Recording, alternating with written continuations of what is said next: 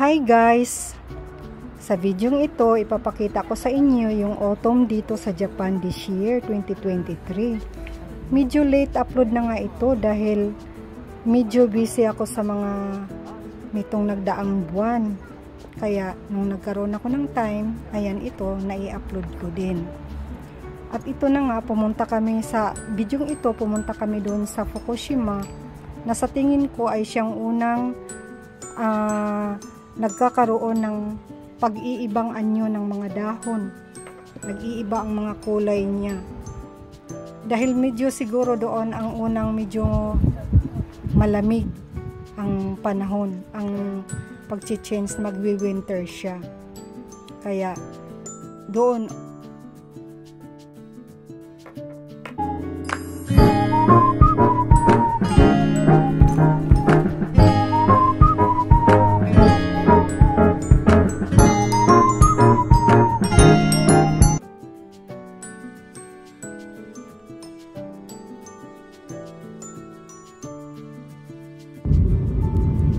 ito na nga, sa aming paglalakbay, di namin maramdaman na malayo ang patutunguhan namin dahil sa napakagandang tanawin sa daan dahil sa iba't ibang kulay ng mga dahon, guys.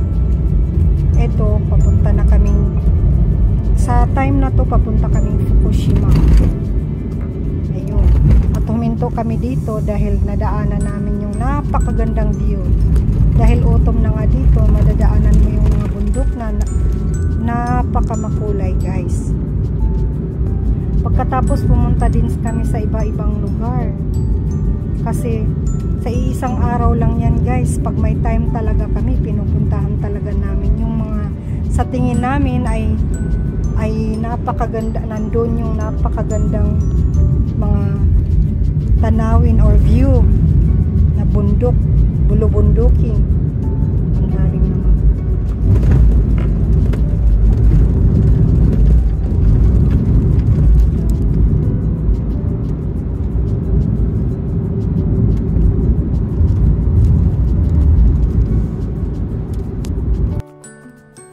Hi guys, good afternoon. Andito kami ngayon sa Fukushima. Dahil autumn na, nagbabago na ang dahon, mga kulay, tingnan nyo guys, napakaganda dito.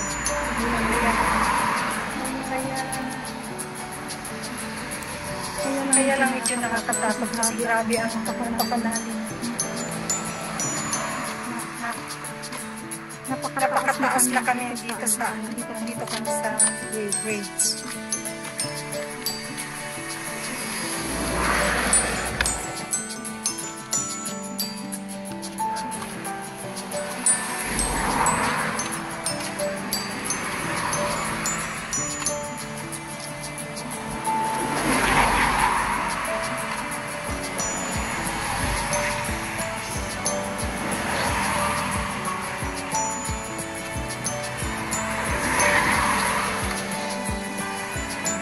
Yan ka.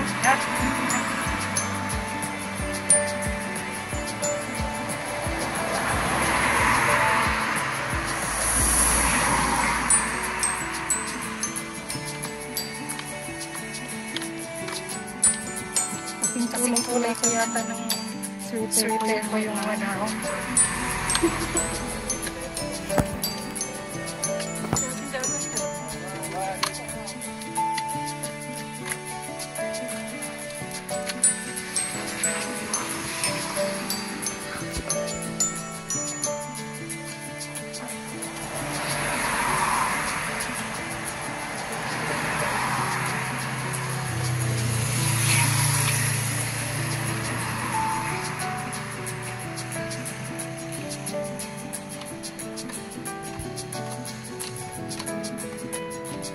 Photographer.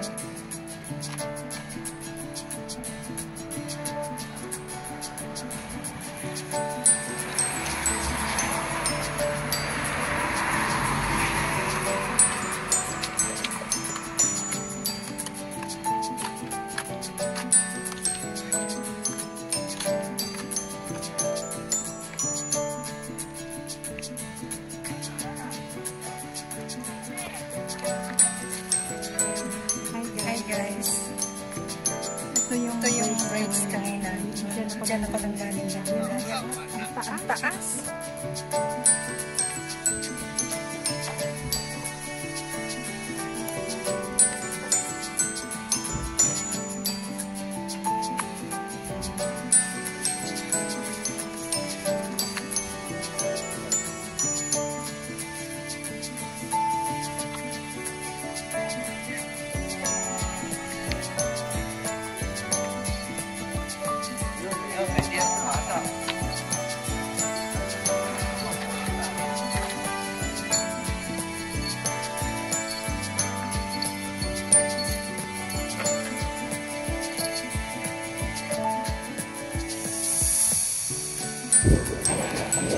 Pagkatapos nga sa Fukushima guys, nagpunta na kami diretso sa Nikko, Japan.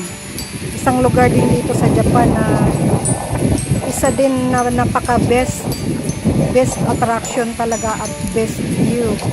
Ayun, at ang asawa ko lang talaga ang tumawid dyan sa bridge dahil nakakalula ang taas. May takot ako sa height kaya di ko kinaya guys.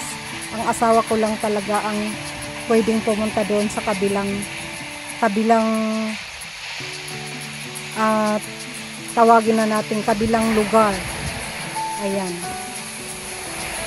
yung nakapulang yan, si Habi yan, at pabalik na siya dyan sa lugar ko.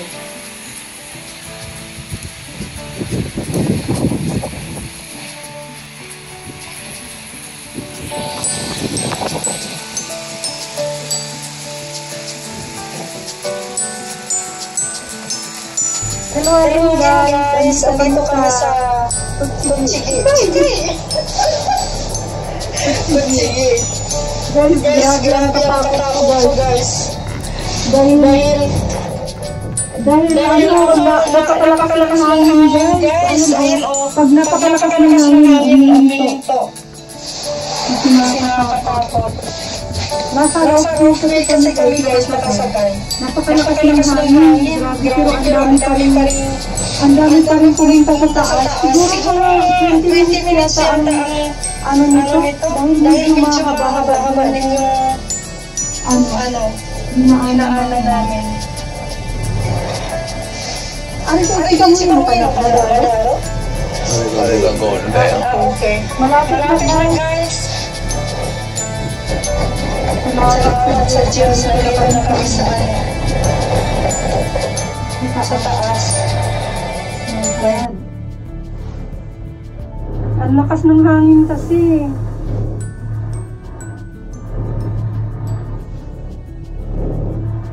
Yay! Ganito kami guys pag yung panahon na ng autumn, kahit saan-saan kami pupunta para makita namin ang iba't ibang kagandahan ng lugar. Kasi iba-iba ang ano niya eh. Kaya kahit pagka wala kaming trabaho, ganito kami. Kirei.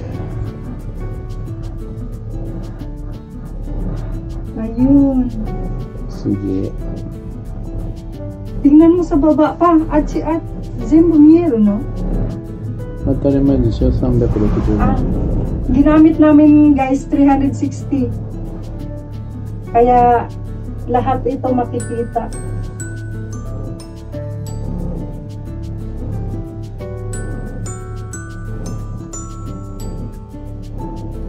Malapit na tayo sa taas guys. Mahaba-haba din yung ano namin kasi mabagal yung dahan-dahan lang yung takbo ng roughway kasi ang lakas ng hangin. Yung galing sa baba wala pang sakay yun dahil ayan huminto na naman guys.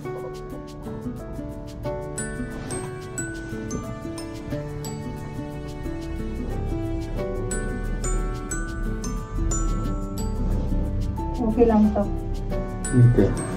Wow, ang ganda sa baba. Ano shashin? Yung sashin niyo.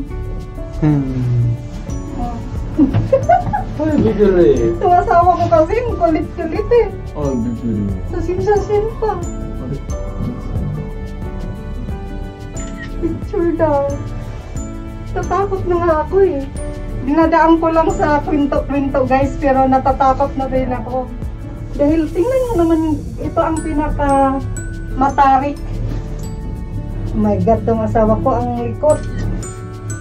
Napakatarik nito guys. O, tingnan mo naman guys. Sa pen. Thanks for watching guys.